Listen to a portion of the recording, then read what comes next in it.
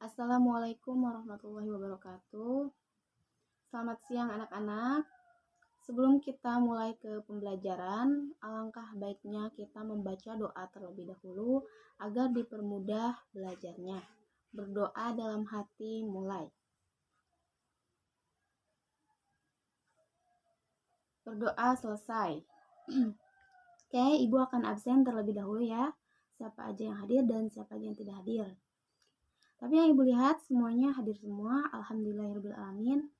Alhamdulillah ya, semoga semuanya selalu ada dalam lindungan Allah, selalu sehat semua. Langsung aja ya untuk mempersingkat waktu.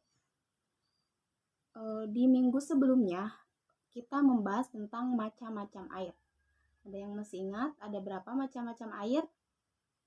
Ya, ada 7. Nah, dan hari ini kita akan membahas tentang toharoh. Nah, ada yang tahu apa itu artinya toharoh? Ya, toharoh artinya bersuci.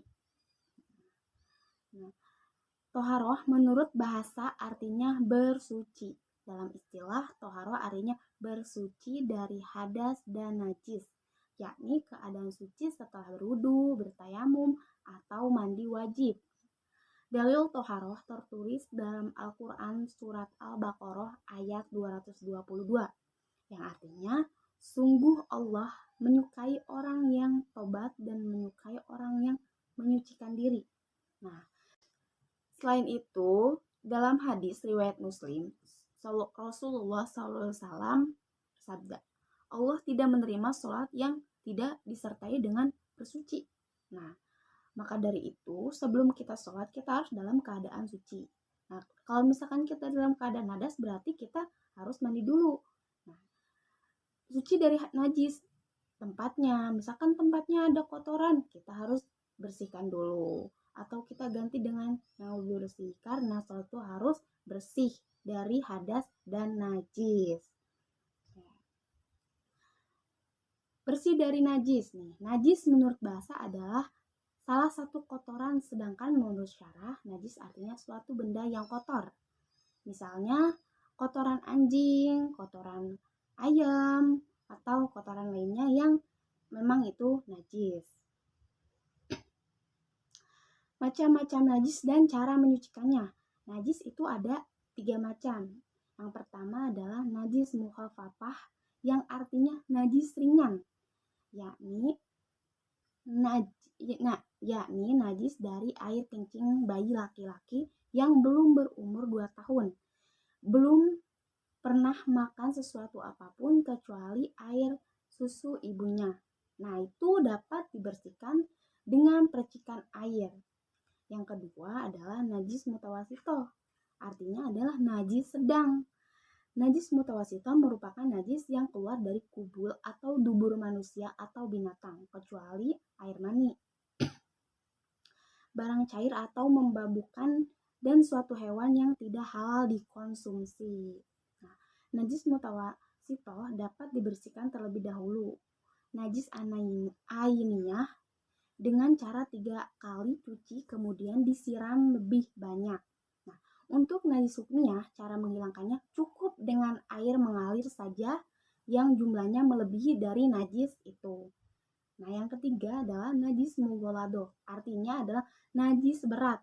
Najis mughalladhah yaitu najis yang berasal dari hewan, anjing, atau babi. Nah, suatu hal yang terkena najis mughalladhah seperti jilatan anjing atau babi wajib dibasuh sebanyak 7 kali, dan salah satunya memakai air campur tanah atau debu. Nah, di sini Ibu akan jelasin pengertian hadas. Nah, hadas dan macam-macamnya. Hadas adalah kondisi tidak suci yang mengenai pribadi seorang muslim, menyebabkan terhalangnya orang tersebut untuk melakukan salat atau tawaf. Nah, hadas merupakan perkara maknawi yang ada dalam diri jasad dan tidak dapat dilihat oleh panca indera. Jadi, hadas merujuk pada keadaan diri seseorang.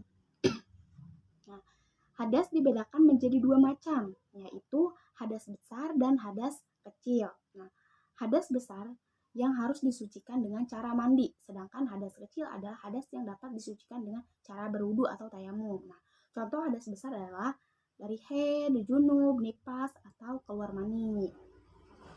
Nah, sampai di sini ada yang mau ditanyain atau ada yang belum jelas? Ibu menyampaikannya. Kalau ada yang mau ditanyain, silakan ditanyain. Sampai di sini ada yang mau bertanya lagi?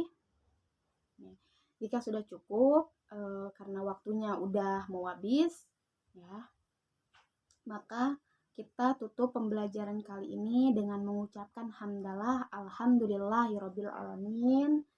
Semoga bermanfaat ilmunya untuk kalian semua dan untuk ibu juga. Semoga bermanfaat. Nah, ibu pamit dari kelas ini. Assalamualaikum warahmatullahi wabarakatuh.